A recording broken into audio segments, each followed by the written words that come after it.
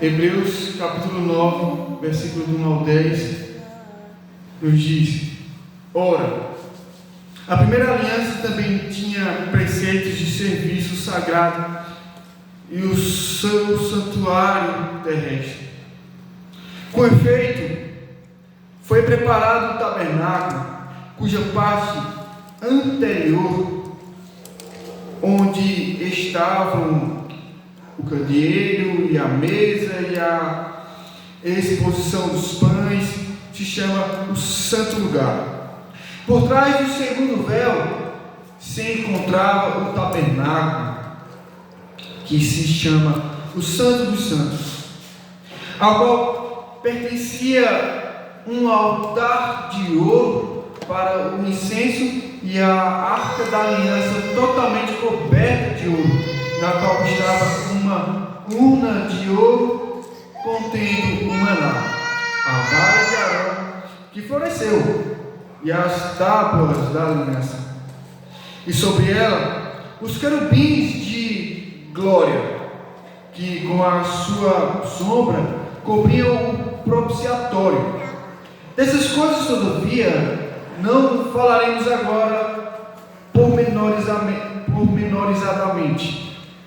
Ora, depois de tudo isto, assim preparado, continuamente entram no primeiro tabernáculo os sacerdotes para realizar os serviços sagrados, mas no segundo, o sumo sacerdote, ele sozinho, uma vez por ano, não sem sangue, que oferece por si e pelos pecados de ignorância do povo, querendo com isto dar a entender o Espírito Santo que ainda o caminho do santo lugar não se manifestou, enquanto o primeiro tabernáculo continua erguido.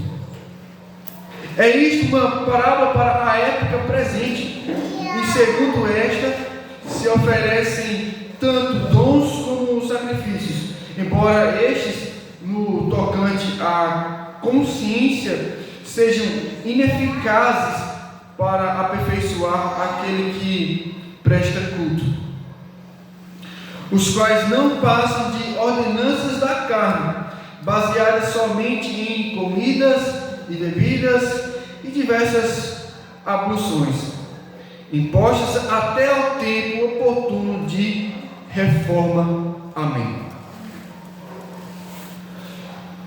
A antiga aliança e os fins dela. A antiga aliança e o fim dela. Nós já vimos anteriormente que o escritor aos Hebreus, ele apresenta a nova aliança estabelecida por Jesus Cristo, demonstrando a necessidade de uma mudança de aliança, de uma ordem de sacerdotes. Nós vimos isso. Nós vimos que há uma essência na nova aliança, uma essência superior em seu conteúdo. E agora, nessa manhã, nós vamos ver que essa antiga aliança, ela tem um fim. Nós iremos ver em duas partes esse capítulo 9 de Hebreus, porque há muito conteúdo para ser explicado. Ainda que não há necessidade de dar muitos detalhes aqui, tendo em vista que nós já meditamos sobre muitos aspectos aqui sobre a antiga aliança, tá? Mas nós vamos ver como funcionava essa antiga aliança e como ela se preparou para chegar no seu fim. Nós vamos ver do verso 1 ao 5 que o santuário era terreno. Nós vamos ver do verso 6 ao 10 os rituais terrenos nesse santuário. E assim funcionava essa antiga aliança. E vejamos como tudo se sucedeu conforme o relato da Escritura aqui no livro que foi escrito aos Hebreus. Vejamos, cuidadosamente. Ele diz: ora, a primeira aliança também tinha preceitos de serviço sagrado e o seu santuário terrestre. O que é evidente aqui, primeiramente, é que havia da parte de Deus um planejamento em que ele fosse adorado e que ele fosse servido. Por isso Deus estabeleceu a maneira em que ele fosse adorado, a maneira em que ele fosse servido. Quando diz que a primeira aliança também tinha preceitos, ou seja, tinha regras, tinha orientação da parte de Deus, a maneira que ele queria ser honrado, que ele queria ser engrandecido, que ele queria ser adorado. E o povo que iria o servir, que iria o adorar, que iria cultuá-lo, não é? Tinha que seguir os seus mandamentos, teria que seguir as suas leis, as suas regras. Não somente o povo como um todo, mas também os líderes que foram erguidos, levantados, para assim exercerem as tais funções. E diz no versículo 2 que com efeito foi preparado o tabernáculo, cuja parte anterior, onde estavam o candeeiro e a mesa e a exposição dos pães, se chama o santo lugar. E todas essas coisas eram figuras que apontariam para Cristo.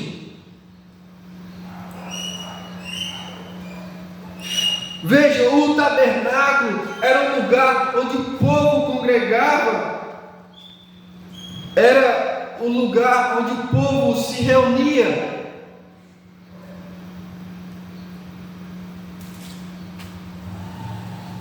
E aí nós temos, da parte de Deus, essas orientações para que tudo acontecesse conforme a sua vontade. Nós temos isso lá em Êxodo 25, nós temos isso lá em Êxodo 26, todas as orientações de Deus, como teria que acontecer cada ritual em que ele seria cultuado pelo povo.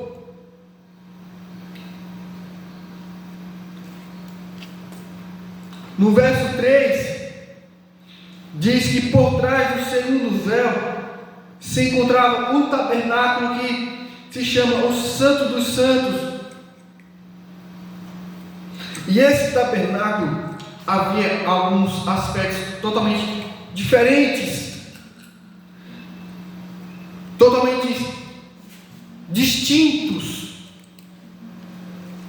do lugar santo anteriormente dito no verso 2. Vejamos, funcionava da seguinte forma: havia um lugar santo, era o pátio onde o povo se achegava.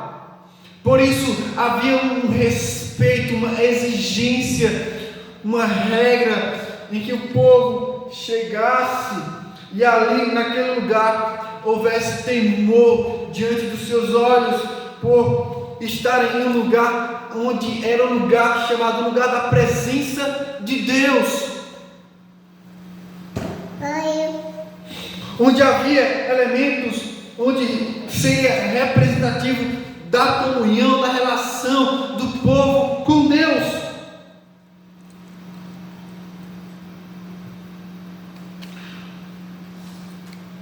Havia o candeeiro que representava as 12 tribos de Israel. Havia a mesa que era posta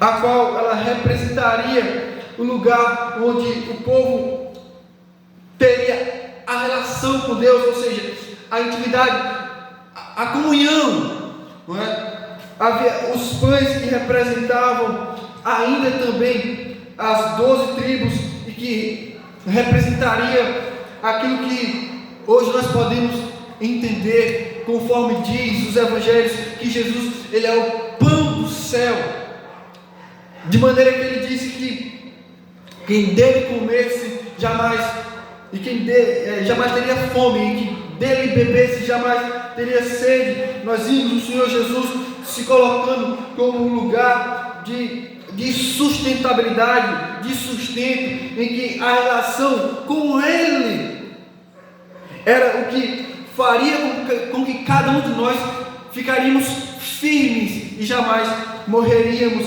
eternamente. Ou seja, a vida eterna estaria na relação com o Senhor Jesus Cristo. A nossa fé nele, nossa esperança nele, nossa permanência nele, nossa perseverança nele. Tudo isso simbolizado na antiga aliança, nos rituais de culto judaico, no tabernáculo.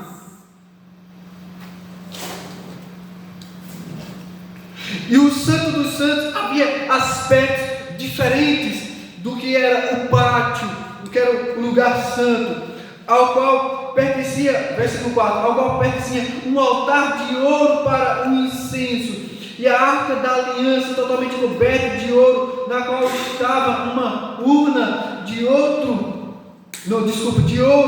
contendo o maná, o bordão de Arão, que floresceu, e as tábuas da aliança. A ideia de que o bordão de Arão floresceu é que o bordão de Arão ganhou vida de um taco de madeira seco. Ele prosperou em vida, e tudo isso aí simbolizava, tudo isso aí apontava, tinha um propósito de mostrar uma relação ainda maior. A primeira relação, nós vimos, é como se fosse a relação que o povo se achega a Deus. Na segunda relação, é como Deus se achega ao povo.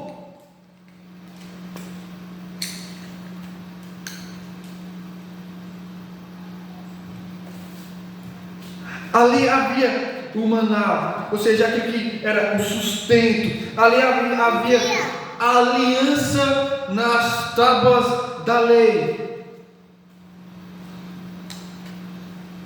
que firmava Deus, o acordo dele com o povo, onde ele seria o seu Deus e eles seriam o seu povo.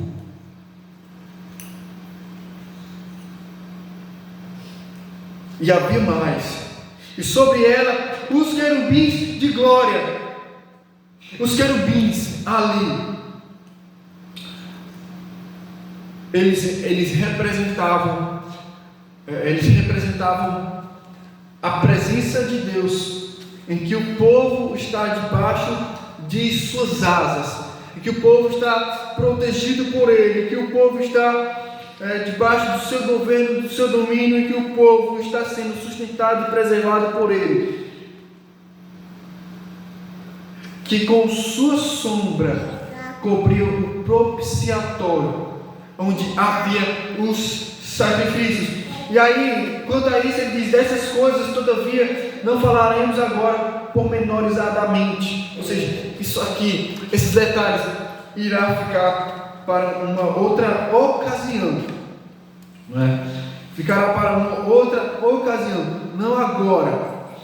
Mas vejamos, até aqui o que nós vimos um santuário terreno com seus utensílios. Nós vimos um santuário terreno e que aparentemente não passa de utensílios, que enfeitam, um lugar, mas vai além disso. Não são somente utensílios representativos que enfeitam o lugar, mas que cada elemento faz parte de todo o ritual do culto a Deus, do serviço ao Senhor, e que cada elemento desses representariam aquilo que nós chamamos hoje de nova aliança. Toda essa maneira antiga de serviço a Deus, ela foi substituída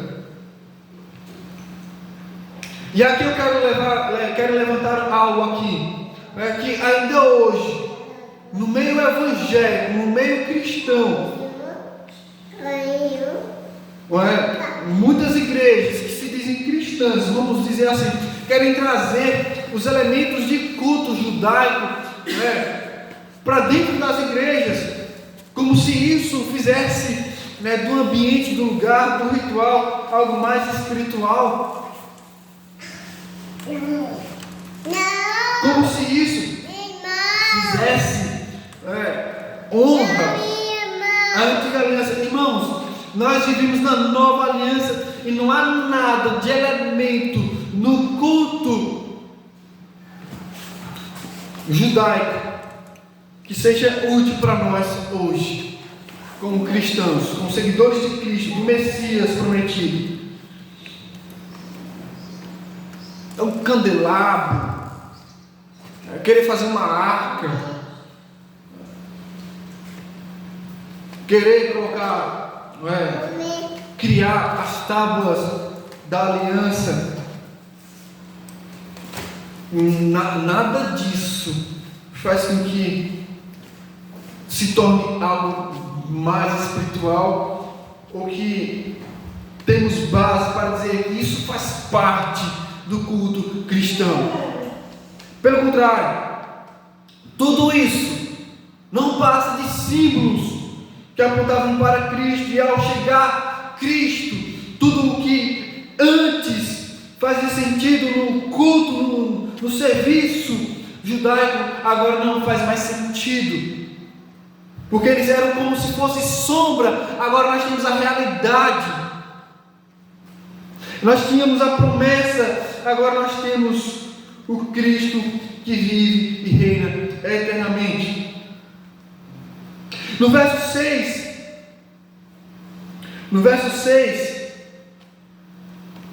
em diante, até o 10, nós temos os rituais terrenos. Nós vimos como estava o santuário, e todos os seus elementos, e como Deus cuidadosamente nos estabeleceu. E aí nós entendemos porque Deus cuidadosamente os estabeleceu. Deus cuidadosamente colocou cada elemento de culto, de serviço a Ele no tabernáculo, para que o povo o servisse dentro de uma antiga aliança, onde Ele preservasse a sua promessa do Messias. A única razão porque Deus preservou a antiga aliança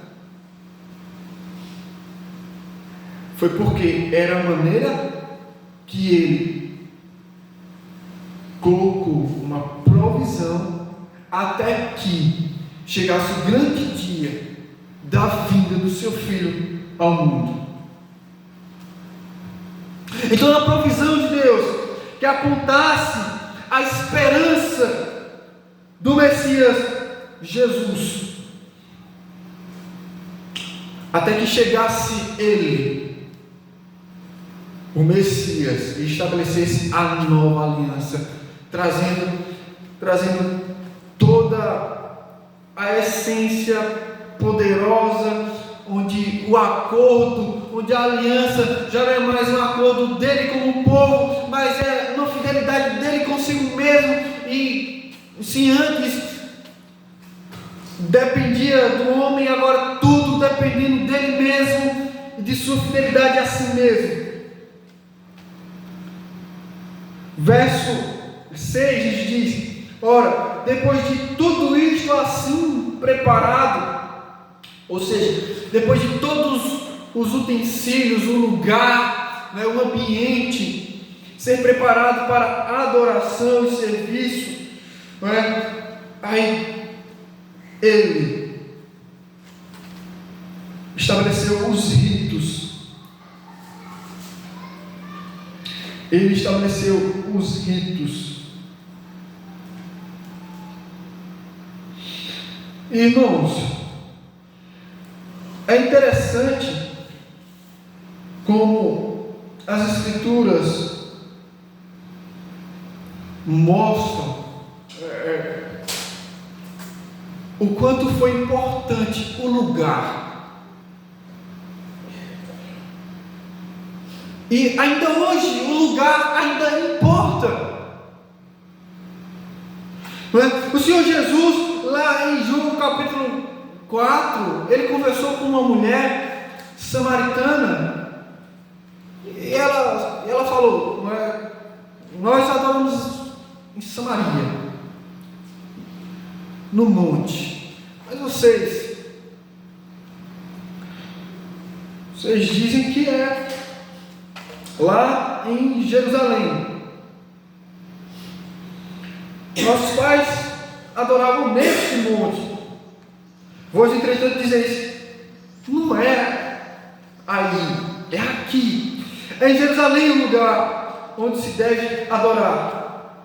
Mas o Senhor Jesus, ele aponta para ela algo maior. Ele diz: mulher, podes crer-me que a hora vem quando nem neste monte, nem em Jerusalém adorareis o Pai. Vós adorais o que não conheceis. Nós adoramos o que conhecemos, porque aos judeus Deus se manifestou, ao povo de Israel Deus se manifestou, não a um povo mestiço. Nós adoramos o que conhecemos, porque a salvação vem dos judeus. Mas vem a hora, e já chegou, em que os verdadeiros adoradores adorarão o Pai em espírito e em verdade, porque são estes os que o Pai procura para seus adoradores. Verso 20 ao 23 do Evangelho de João. Mas, irmãos, por que eu estou mencionando? Porque o antigo modo de adoração, de serviço, da antiga aliança, era algo que Deus estabeleceu, onde o povo se encontrava com Ele. Mas a nova aliança é um encontro de Deus com o seu povo. E aqui, a nova aliança traz uma característica tremenda, é algo totalmente diferente, algo totalmente distinto. É aí onde está a diferença. Não é? Que antes o povo ia até Deus, agora Deus vem até o povo, na pessoa do seu Filho, como disse João ainda, no seu Evangelho. Vejamos rapidamente, João 1,14, o Verbo se fez carne e habitou entre nós, cheio de graça e de verdade, vimos a sua glória como do unigênito do Pai. A nova aliança é isso, é Deus vindo até nós na pessoa do seu Filho, é Deus vindo e estabelecendo algo novo.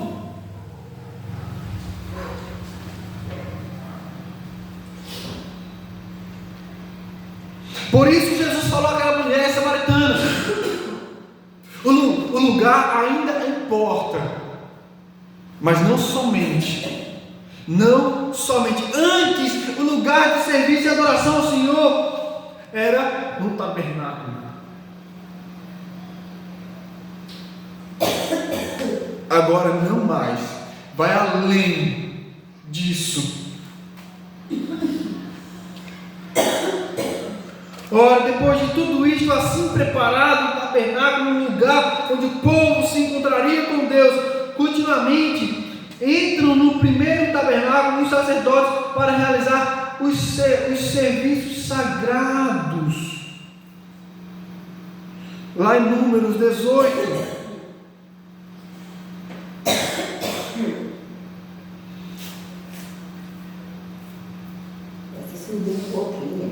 Mas no segundo, e os serviços sagrados, de acordo com Números 18, dos 2 ao 6, diz a palavra do Senhor: também farás chegar contigo a teus irmãos, a tribo de Levi, a tribo de teu pai, para que se ajudem a ti e te sirvam quando tu e teus filhos contigo estiveres perante a tenda do testemunho.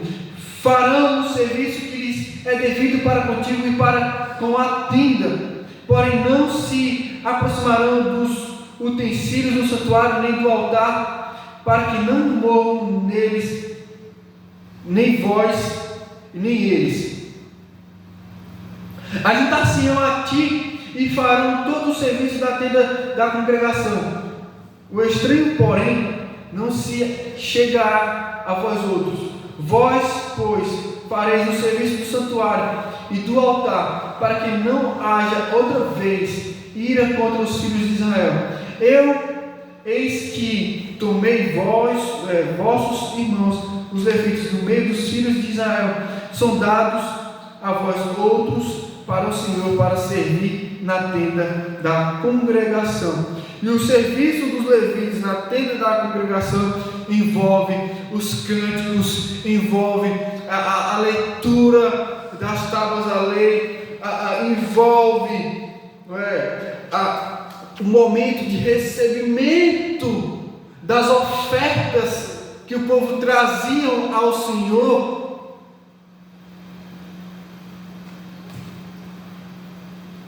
Envolve os dízimos, o recebimento, não somente das ofertas que eles traziam para os sacrifícios, mas também os dízimos eles trariam. Então ali havia um momento de culto, onde o povo ofertava, onde o povo dizimava, onde o povo era orientado conforme as leis de Deus, os mandamentos de Deus, onde havia ali também os cânticos espirituais, os momentos de adoração. Mas havia um lugar onde eles não podiam entrar. E aí é onde entra o versículo 7.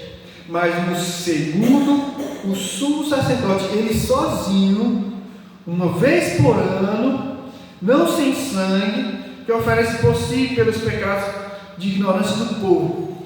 Então havia um lugar onde o povo não se chegava, que era o Santo dos Santos. Era um lugar onde somente o sumo sacerdote entrava sozinho, e ele não entrava se não houvesse antes a purificação dele mesmo também. Havia um momento de purificação do povo e dos sumos sacerdotes, porque nem eles eram isentos de passarem por esse ritual de purificação. E aqui nós vemos a fraqueza da antiga aliança com os sumos sacerdotes. Jesus não precisou se purificar, Jesus não precisou se limpar, Jesus não precisou fazer oferta por si mesmo, mas os sumos sacerdotes sim tiveram que fazer a purificação de si mesmos, para depois entrar no lugar santo dos santos. Então, querendo com isso, verso 8, dá a entender o Espírito Santo que ainda o caminho do santo lugar não se manifestou, enquanto o primeiro tabernáculo continua erguido.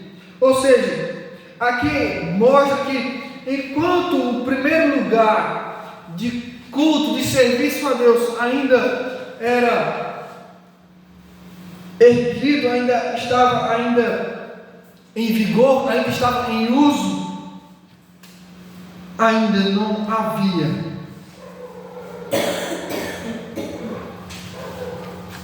a manifestação do Espírito Santo para o povo.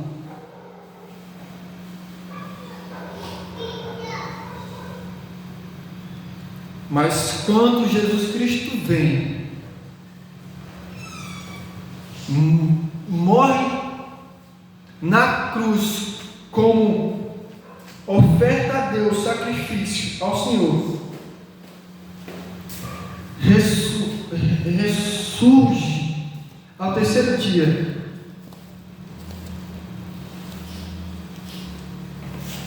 sobe aos céus,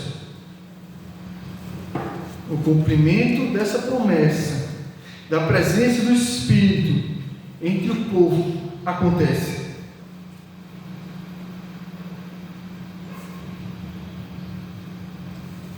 Mas antes não. Verso 9. É isto uma parábola para a época presente. E segundo esta, se oferecem tanto dons como sacrifícios, embora esses, no tocante à consciência, sejam ineficazes para aperfeiçoar aquele que presta culto. Então, qual é a conclusão do escritor aqui? É que todos esses jeitos de rituais não manifestavam a presença do Espírito Santo, que poderia transformar a mente desse povo, poderia instruir o coração desse povo, poderia habitar no interior desse povo. Mas tudo isso, todos esses rituais terrenos, todo esse lugar, essa estrutura local, terrena, é como se fosse uma parábola, ou seja, é como se fosse apenas, não é? Uma metáfora, como se fosse apenas um símbolo, uma ilustração, algo que representasse outra coisa, a saber, a manifestação do Filho de Deus trazendo a nova aliança. Nós vamos ver isso aí mais claramente nos próximos versículos da nossa próxima meditação. E nós vemos em toda essa estrutura de local, de símbolos, de utensílios, de objetos de ritual, né, e também com suas atividades, com seus rituais, nada disso transformava o coração do povo, nada disso impelia o povo a uma consciência de vida com Deus, de satisfação plena em Deus, de perseverança, de purificação dos seus corações. O povo prestava culto, serviço, frequentava a igreja, mas isso não transformava as mentes, isso não transformava os corações, isso não fazia diferença na vida deles, isso não os aperfeiçoava.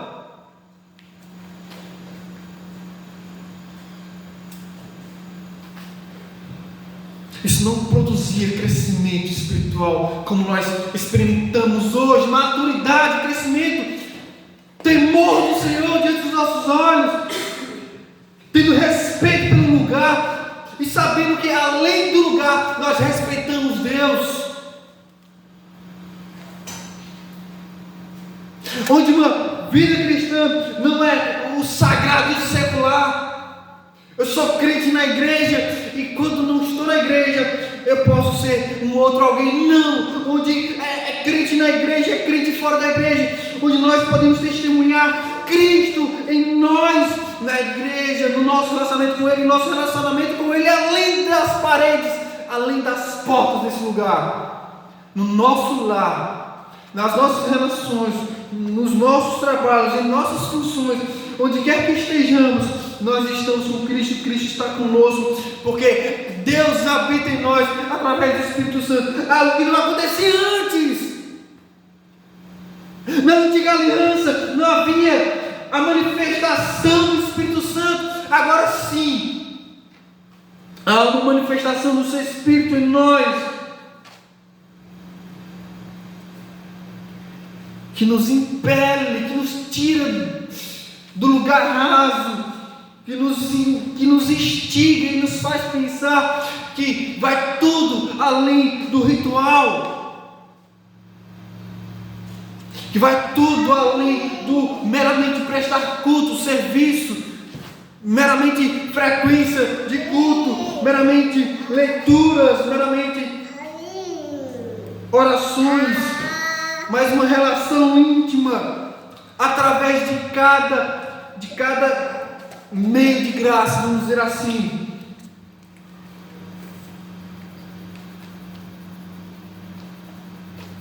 Há uma relação entre nós e Ele, a cada culto, a cada leitura, a cada oração. Antes não, agora sim.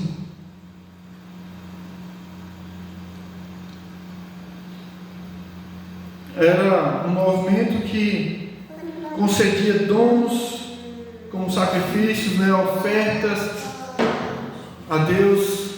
O povo tinha que entregar a Deus. Agora nós chegamos a Deus de mãos vazias. O Senhor, eis-me aqui, de mãos vazias, nada tenho para te oferecer, além de um coração quebrantado, para que o Senhor transforme minha consciência e me aperfeiçoe conforme a imagem do teu Filho. E o escritor termina no verso 10 dizendo assim: os quais não passam de ordenanças da carne. Por que ordenanças da carne? Nós já vimos isso. Porque não passavam de serviços mesmo. Não passavam de práticas e práticas e práticas, de regras a serem cumpridas. Não passava disso. Não passava disso. Era um povo empenhado, competente, mas um coração distante. Mas um coração distante. Como nós podemos entender isso agora? O quanto faz a diferença de uma antiga aliança para uma nova, a qual nós fazemos parte. Louvado seja o Senhor. Então, baseadas essas ordenanças, essas regras, esses rituais, somente em comidas, bebidas e diversas oblações.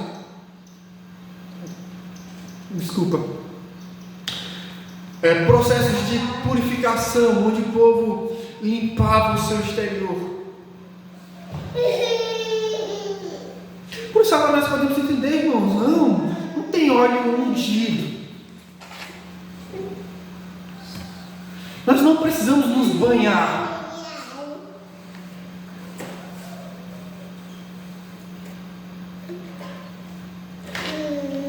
Nós não precisamos fazer sacrifícios. O sacrifício já foi feito, a purificação já foi feita, a lavagem já foi feita. O ungido é o Senhor Jesus. O sacrifício foi sua própria vida.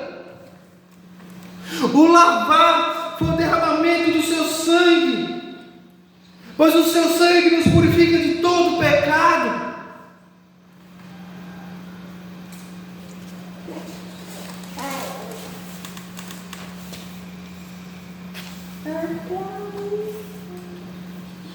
Então eram impostos até ao tempo oportuno de reforma. Ou seja, todo esse movimento da antiga aliança, tanto o lugar do ritual quanto os rituais que eram feitos, Deus os estabeleceu de forma provisória, impostos até o tempo oportuno de reforma. E o tempo oportuno da reforma foi o tempo em que veio o Filho de Deus e habitou entre nós, cheio de graça e de verdade, e vimos a sua glória, a glória como do unigênito do Pai.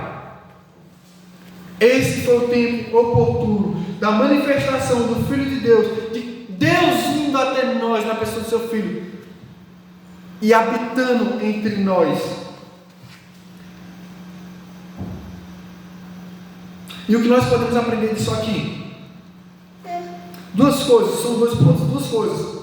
Primeiramente, que Jesus é para nós os que creem, o lugar de sacrifício e o próprio sacrifício.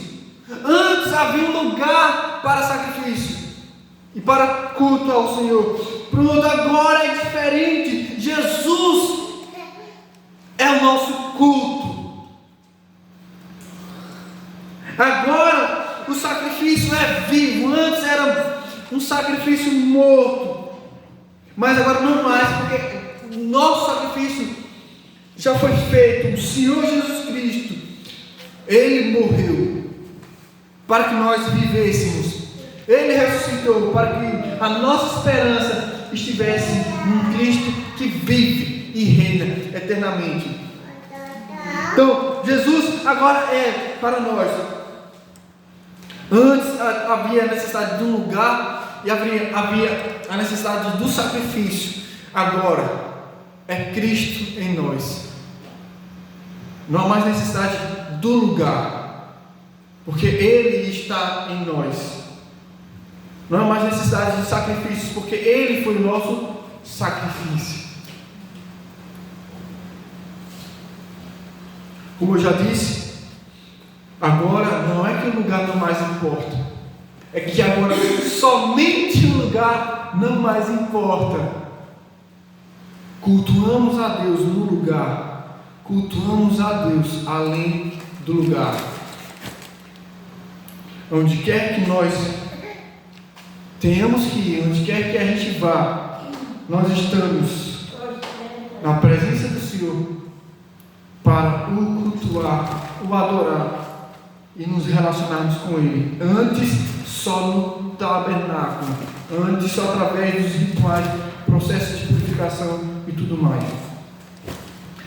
Segunda coisa, agora a salvação pela fé em Jesus é garantida porque Ele fez todo o serviço e finalizou todo o trabalho necessário por nós os que creem. Antes não. Antes era necessário, ano após ano, o sumo sacerdote estar ali prestando aquele serviço, mas Cristo agora fez um serviço perfeito de sacrifício. A garantia da nossa salvação agora não está nos nossos esforços. Devemos sim nos esforçar. Devemos sim desenvolver a nossa salvação com temor e tremor. Mas por quê? Porque é Deus que efetua em nós tanto querer como realizar. É Deus em nós. É Deus trabalhando em nossos corações. Por isso nós nos submetemos, por isso nós desejamos, por isso nós queremos mais e mais. Porque é Ele que nos guia, é Ele que nos transforma a mente e o coração, é Ele quem guia, é Ele quem renova, é Ele quem faz todas as coisas em nós. É aí onde está a garantia. Porque todo o serviço pertence ao Senhor Jesus Cristo. A antiga aliança tinha um serviço feito pelo povo, feito pelos sumos sacerdotes, mas agora não. O serviço é o do Senhor Jesus Cristo, onde Ele serviu ao Pai, onde Ele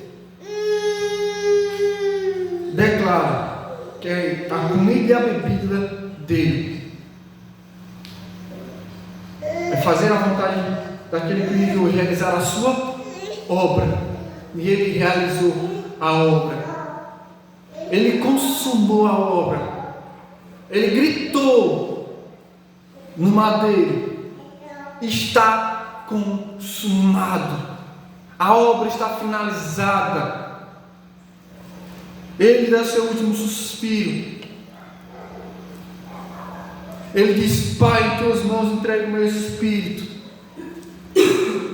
Seu corpo sepultado, ressurreto ao terceiro dia, vive e reina eternamente. A obra está feita.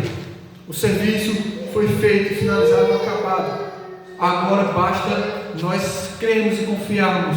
A nossa esperança está garantida, porque tudo depende de Jesus e nada depende de nós. Nós abraçamos Jesus e sua obra.